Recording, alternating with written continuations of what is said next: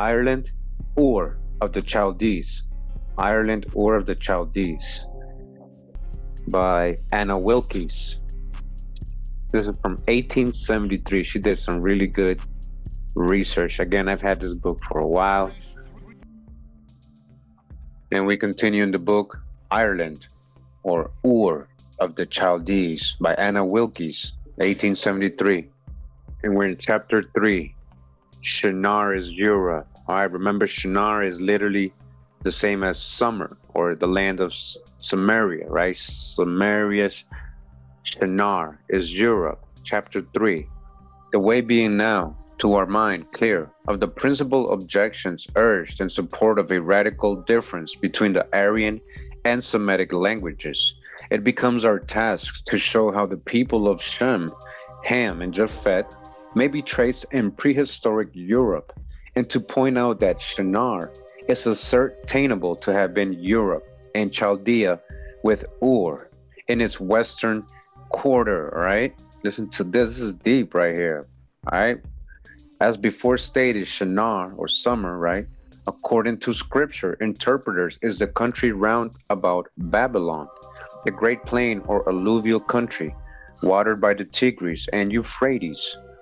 Shinar, round about Babylon, is an unmeaning as a presumed Hebrew etymology of the name to river, and has no reference to the land it is supposed to signify. It is slightly different when we interpret Arts Chazdim, the name for Chaldea, remember, or Kasdim, remember, Chazdim or Kasdim, as the country or dry land of Chazdim. Nearly the same may be said of Aram Naharam, which we are told means Aram, between the rivers, and also of Mesopotamia. And as to the meaning of Chaldea, we are left entirely in the dark. Neither Chaldee nor Hebrew lexicon nor the learning and ingenuity of men have thrown satisfactory light upon it. All right, so we, in our previous video, I mean, he's right. It goes back to Ur Kasim or Chastim, as they're saying it here, right?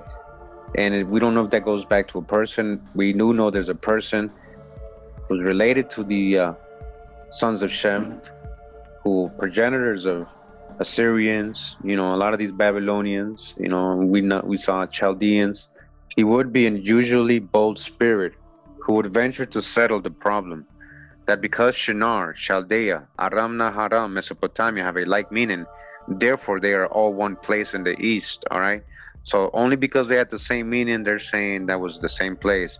A Celtic etymology for Shinar would be as near, perhaps nearer, the truth. All right, so what does Shinar mean in Celtic? All right, that's interesting. For instance, Shinar might mean in Irish a tract of an old country, from Shin, old, and Ara, a tract of country, Aralan, Ura, Ar. This is not altogether an etymological venture to suit the present purpose. The proper consideration of the old European, Irish, British, and other Celtic remains will at least make us reject the explanation of the word through the Hebrew. Elam and Ashur are no doubt in that part of Asia. Now remember, Elam is a son of Shem. Ashur is a son of Shem. We verified this last time on the King James Version Bible. Ashur as the progenitor of the Assyrians, and Elam, these are both sons of Shem, right, is the progenitor of the Persians. Aram of the Aramites. So Aram, right? Haram, Aram, Lud, and the Lydians. So again, Elam and Ashur, no doubt in that part of Asia, now called Mesopotamia. The descendants of Nergal or Nimrod, with their distinctive Cushite marks, are there. But the sons of Shem, Arphaxad, all right? The sons of Arphaxad, Shelah, Eber, Peleg, Nahor, Terah, and the sons of Ham, Cush, Canaan, and Dedan are to be found with the Japhethians.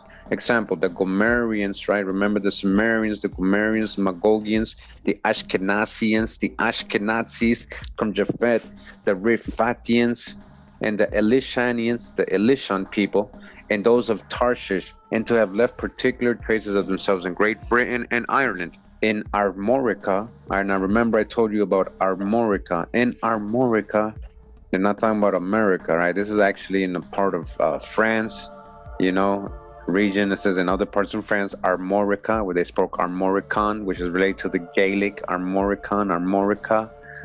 In other parts of France, Armorica, America, Armorica. And in Spain, indeed, throughout Europe, far more than are to be found in Asia. Therefore, Shinar, we must claim to be nothing less than Europe.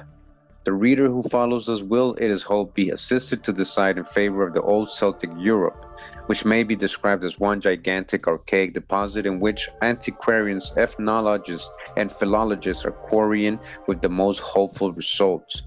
The peoples and kingdoms referred to in the Bible and supposed by commentators to be in the East are actually to be found in the West. Listen to this. They are not to be found in the East or over there where they're talking about Middle East or Iraq. It shall be our efforts to show that not only the Celtic tongues and literatures, but the histories of distinct nations point all in the one direction, that the materials of modern science are daily contributing to the proof of prehistoric Europe being the seat of many places and people mentioned in Holy Writ. All right, prehistoric Europe. All right, it's all connecting, and it's connecting to ancient Amaruca over here. Trust me. All right, that's why we're learning this right now, and that's why I'm reading this, because it's about to get really deep. All right, we will strive to remove the anomaly that because there is a small district in Asia, less than Ireland, by 9,000 square miles, nearly surrounded by two rivers, that therefore Shinar, Chaldea, and Aram Naharam, Babylon, Mesopotamia, and a host of other important places must have been there, we will bring to bear more direct evidence in support of our position, which we hope our readers will remember is Shinar being Europe, all right? Europe is Shinar, or summer. Europe could not possibly be situated round about a Babylon that was nearer an island, nor a part of one in the east.